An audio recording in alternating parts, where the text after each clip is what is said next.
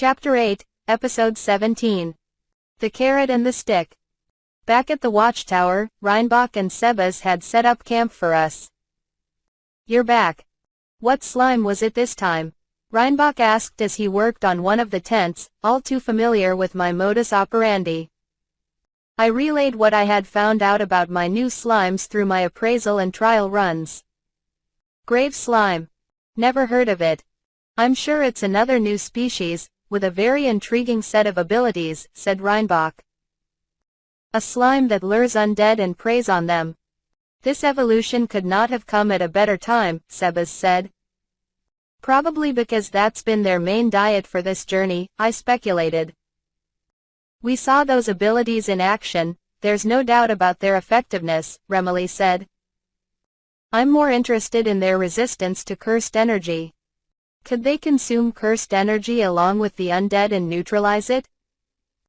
Perhaps if I can measure how much cursed energy they can contain. I would have to test that with different variables," I said.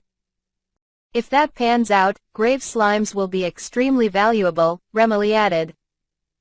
"Undead monsters and cursed energy can appear in any place where death has occurred.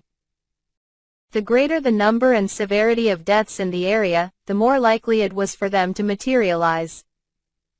There were methods of preventing bodies from becoming undead, like burying them, as well as strategies to dispatch them.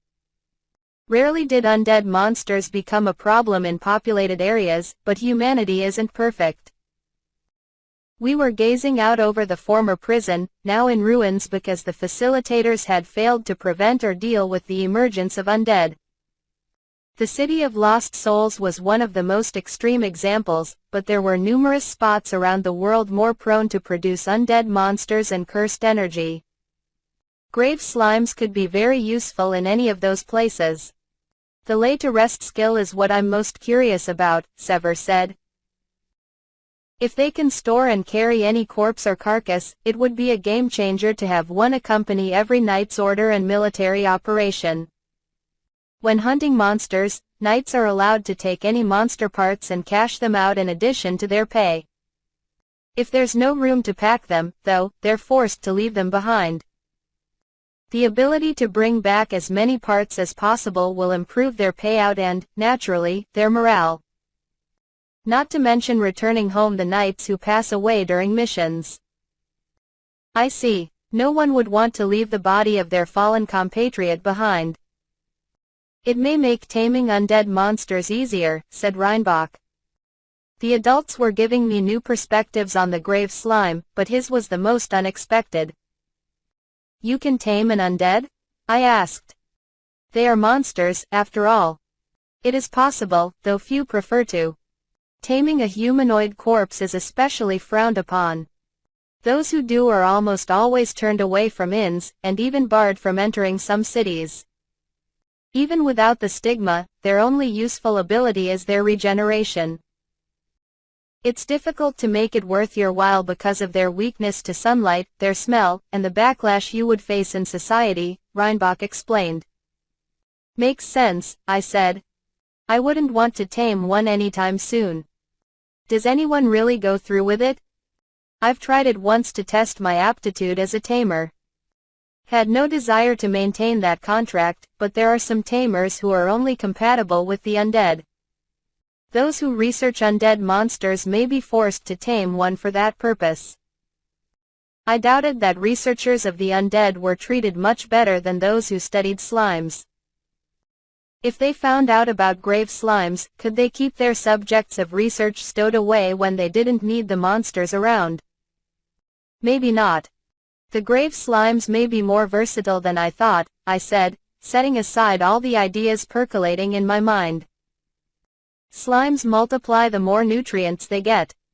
Do you mind if I take the time to increase their numbers now? They could be very useful in our next steps." "Yes, we were still discussing our next move," Reinbach said. "I don't mind, of course. The fewer undead around, the better." "I have no problem with that," Sever agreed. "Not much daylight left," Remily pointed out. "Let's save the big hunt for tomorrow and shore up our defenses for tonight." Sure enough, red light already creeped into the sky.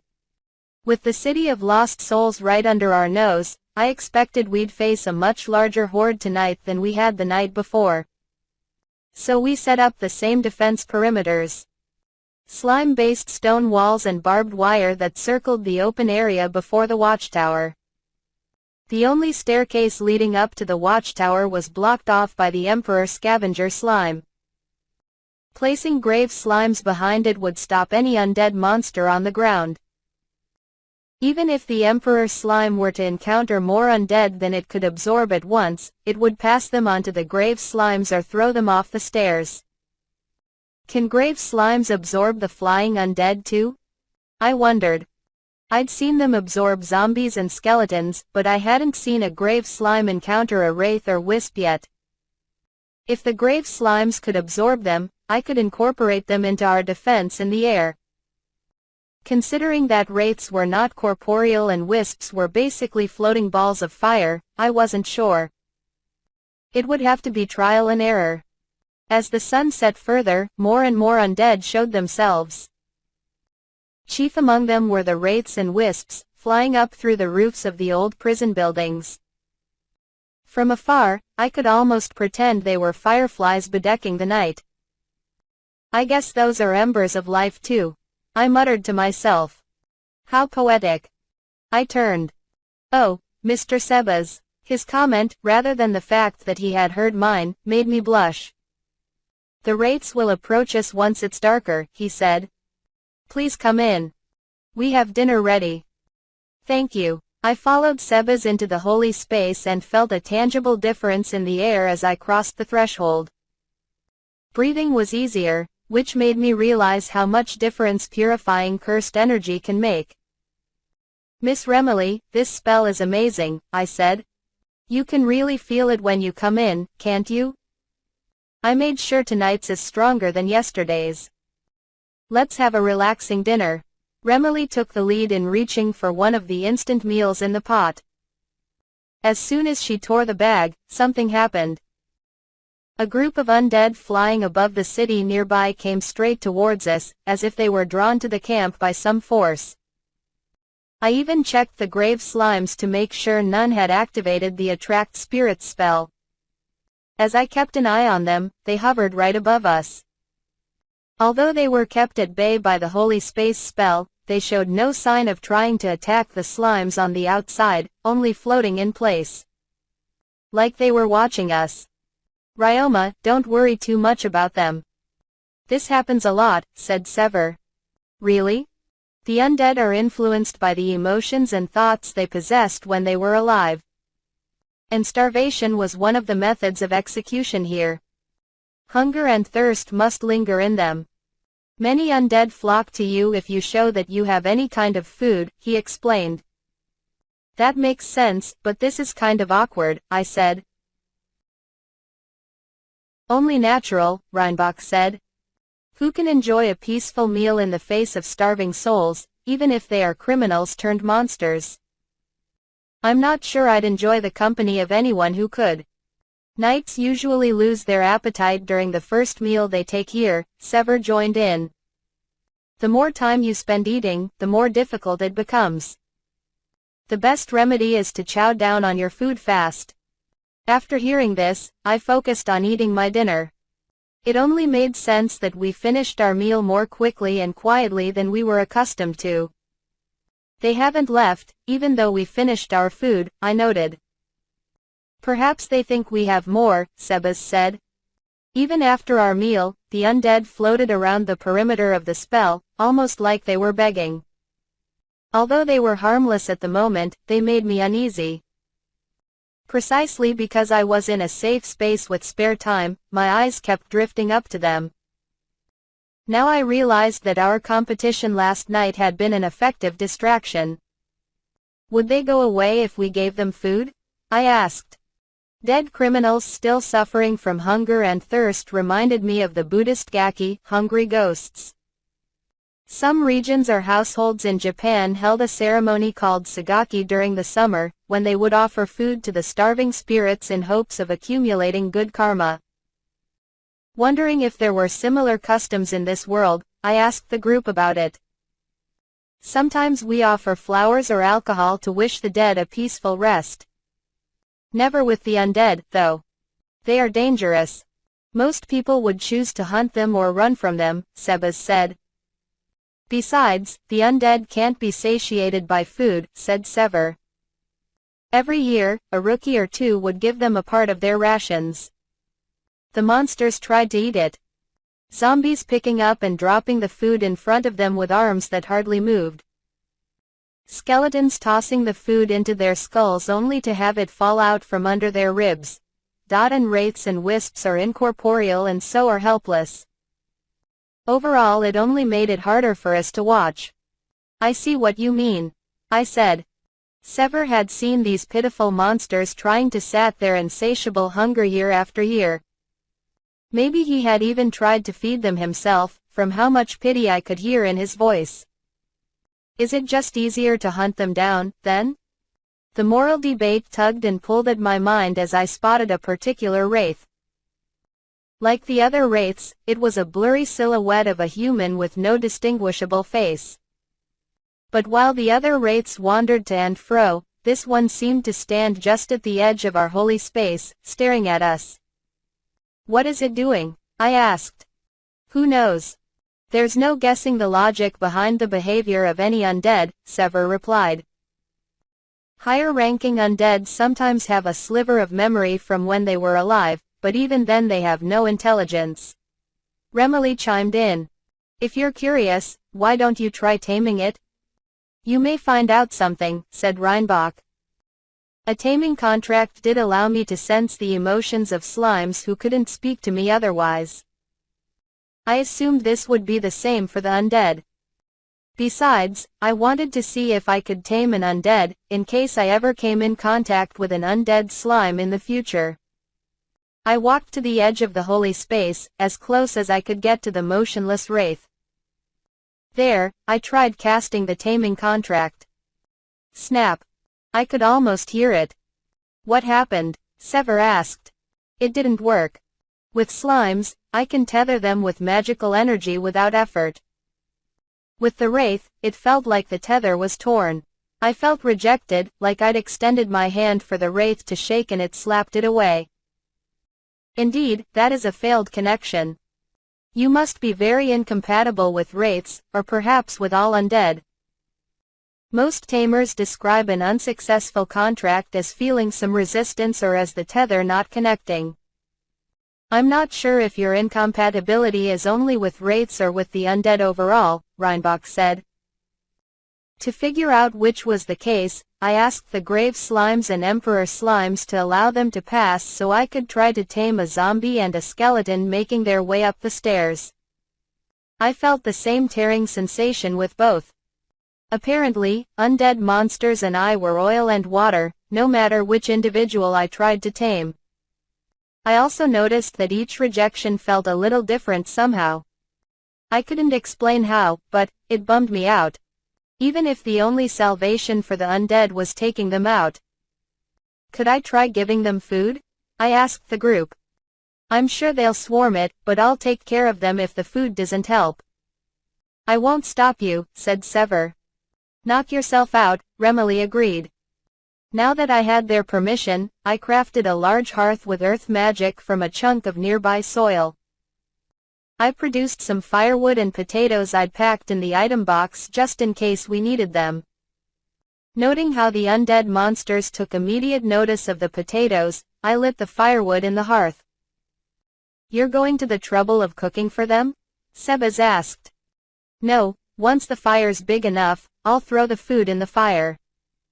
There were plenty of religious rituals that used fire. A common practice in Japan was to start a fire to both welcome and then send off ancestral spirits during the summer.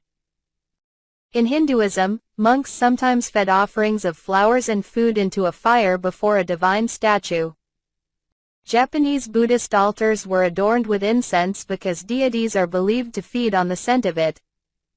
I had no detailed knowledge about these rituals, or proper tools, or even a single stick of incense. These customs didn't even exist in this world, but I was improvising one. It was a long shot. Explaining my thought process to my companions, I fed the dried meat to the flames, along with my hope and prayer. As soon as the smoke rose and touched a few wraiths overhead, they began furiously flying all around the holy space. Not only was their state a far cry from peaceful, I sensed anger in them. Do they think I just wasted food because they don't have these customs? I guessed. For my next attempt, I fed potatoes laced with dark magical energy into the fire. Dark magic affected the mind, just like I'd instilled fear into that exam proctor at the Adventurers Guild. This time, I willed with my magic that the wraiths might find some relief from their hunger, that they would, if possible, find their way peacefully to the world beyond. I kept up the stream of smoke to carry my will upwards until... Did they hear it? I asked aloud. Gradually, the wraiths steadied from their violent flight until they began to fly through the tower of smoke with purpose.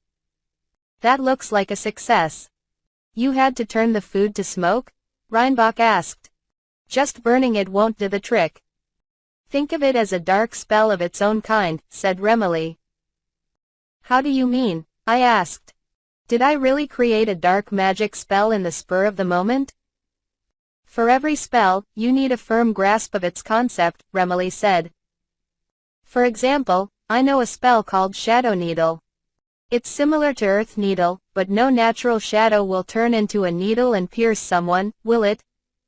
No. That would be terrifying, I said. Then how is it possible? Because a sorcerer concretely imagines the spell they want to cast and make it happen with magical energy.